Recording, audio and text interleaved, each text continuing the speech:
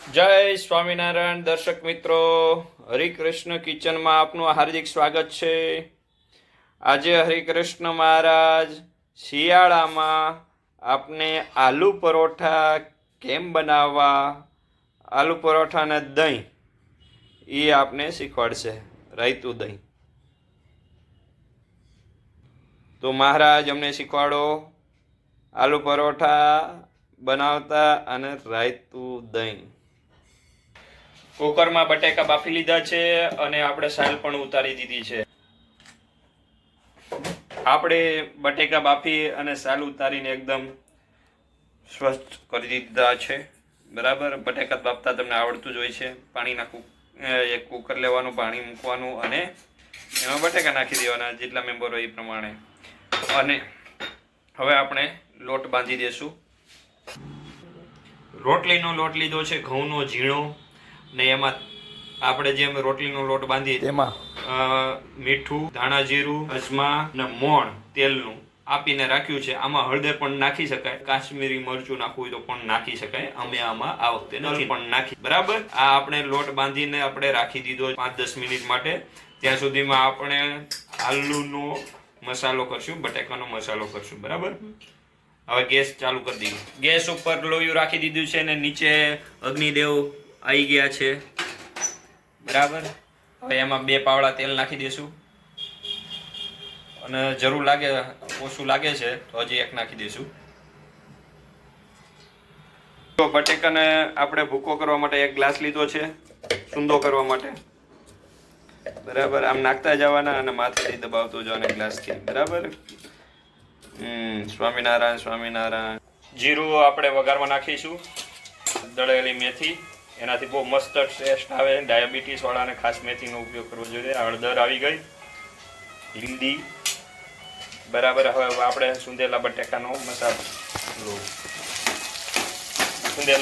મસાલો નાખ્યો છે, માવો. બરાબર, ધ્યાન રાખવાનું તેલ ઉડે નહીં. સિંધુ નિમક નાખશું, સોલ્ટ. બરાબર, ચટણી, મરચું લાલ એકદમ, ધાણા જીરું, આ એટલું નાખી દીધું. ને આ અમે નાખી રહ્યા છીએ આમચૂર પાવડર.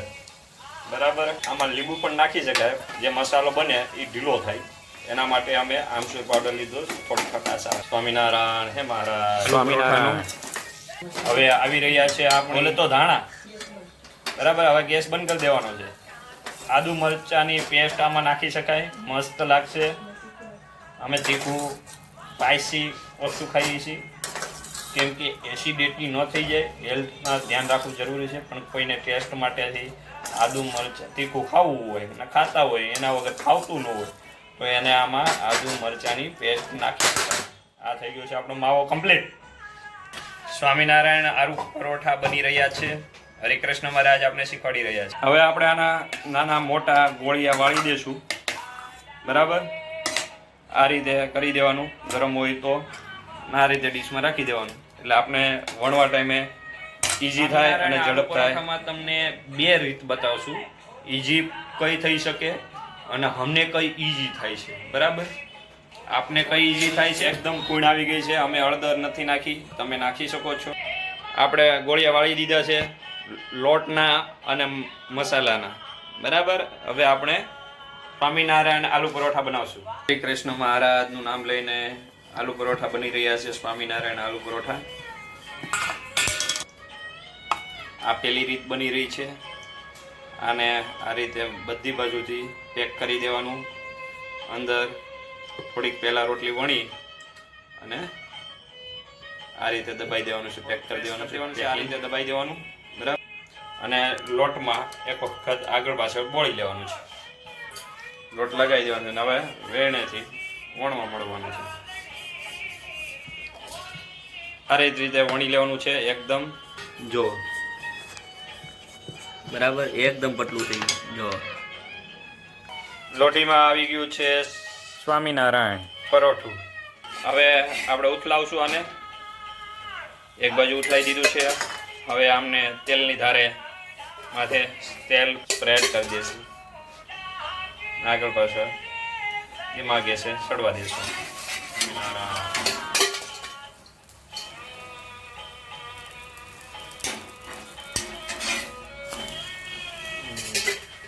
રોટલીમાં ગેસે ચડવા દેવાનું છે. હવે આમાં બીજી રીતે આપણે એડ કરશું. ખાલી રોટલી વણી લેવાની છે, પ્લેન જેમ રોટલી વણતા હોય એ જ રીતે. કેવો જબરજસ્ત પરોઠું થઈ રહ્યું છે હરિકૃષ્ણ મહારાજનું. મસ્તની રોટલી બની રહી છે, એકદમ ફરતી જાય છે ઓટોમેટિક. સ્વામિનારાયણ સ્વામિનારાયણ. હરિકૃષ્ણ મહારાજ ફેરવે છે. થઈ ગઈ છે કમ્પ્લીટ પતલી એકદમ પાપડ જેવી રોટલી. હવે બરાબર ને આમાં મસ્તની ભાત પડી છે બરાબર, મહારાજના થાળમાં જઈ છે. આ રીતે અડધી રોટલીમાં મસાલો રાખી દેવાનો છે, સ્પ્રેડ કરી દેવાનો છે, પાથરી દેવાનો છે બરાબર. તમે જોઈ શકો છો બરાબર. અને અડધી સાઈડથી તમારે આ રીતે જગ્યા છે ત્યાં દબાઈ દેવાનું છે. આ પડ ખુલે નહીં એ રીતનું દબાઈ દેવાનું. આ થઈ ગયું છે એક પેટર્ન. બીજી પેટર્ન આવે છે સ્વામિનારાયણ. આ રીતે રાખી દીધી.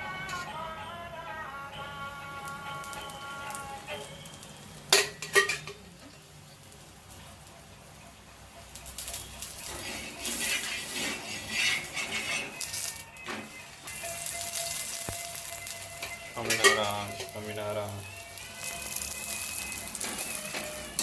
આ થઈ ગયું છે મસ્તની ડિઝાઇન પડી છે, ક્રિસ્પી થયા હોય એવું લાગે છે.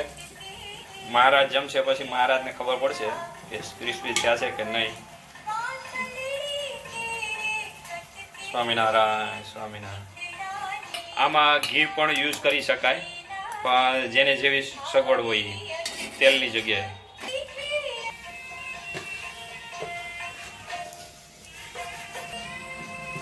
સ્વામિનારાયણ આલુ પરોઠા એકદમ આવી રીત પહેલી વખત આવી રહ્યું હશે માર્કેટમાં. આ સ્વામિનારાયણ રીત છે, હરિકૃષ્ણ મહારાજ આપણે સુજાડી છે. આ રીતે દર્શક મિત્રો ઝડપથી અને સ્પીડથી પણ બનાવી શકાય છે. થોડાક જ સમયમાં સારી વસ્તુ બની શકે છે. આખું ગોળ એક બનાવો અને વળવામાં પણ ટાઈમ લાગે, સડવામાં ટાઈમ લાગે. આ એક સાથે બબે સડે છે. આપણો ખર્ચ પણ ઓછો થાય. જોયો મહારાજ આપણું કેટલું ધ્યાન રાખે છે. આ સ્વામિનારાયણ આલુ પરોઠાની રીત મસ્તની ક્રિસ્પી ને ડિઝાઇન પડી છે. જો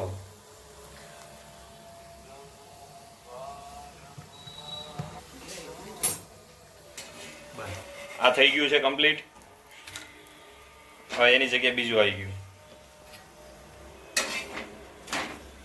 હવે એક વણાઈ જશે ત્યાં બીજું તૈયાર થઈ જશે. હરિકૃષ્ણ મહારાજનો થાળ એકદમ કમ્પ્લીટ થઈ ગયો છે. હવે હરિકૃષ્ણ મહારાજને થાળ ધરશું આપણે, અને આપણે દર્શન કરીશું અને માનસી પૂજા કરશું. હરિકૃષ્ણ મહારાજ થાળ જમી રહ્યા છે. થાળ મહારાજ દોષ રહિત કરીને કાંઈ જોતું હોય તો માગજો. ખારું મોડું તીખું ગળ્યું ખાટું જે જોઈએ તે માગજો, કહેજો અમને. ને મહારાજ તમે દોષ રહિત કરીને જમો નિરાયતે, પછી મહારાજ અમને પ્રસાદ આપજો.